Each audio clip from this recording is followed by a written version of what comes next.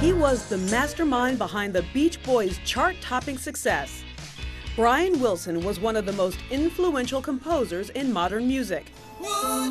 The Beach Boys' joyful pop emerged at the vanguard of the California sound in the early 60s.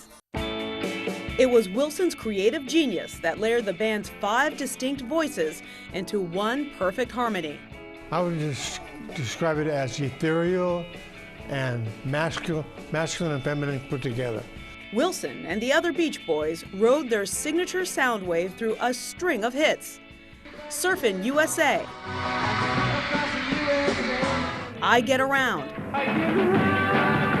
Fun, Fun, Fun, and Help Me Rhonda. By the mid-60s, Wilson experimented with new music and with drugs. He said an LSD experience helped him write the Beach Boys' 1966 magnum opus, Pet Sounds. Pet Sounds is widely considered one of the greatest albums of all time.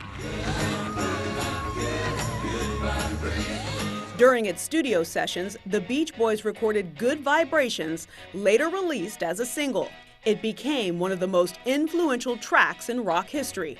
The night we cut the vocals at RCA was one of the highlights of my life, teaching the guys the parts, and it was just a departure from anything we'd ever done before. It was probably our masterpiece. For 7 months, Wilson experimented with multiple layers of track, echoes, and reverb, using the studio as his instrument. Good Vibrations, produced at a cost of more than $400,000 in today's dollars, was dubbed a pocket symphony. But the drug-fueled creative blaze came at a cost. Wilson said he began hearing voices around the time he used LSD. By the 70s, his life had spiraled into an abyss of drug abuse, depression, and seclusion.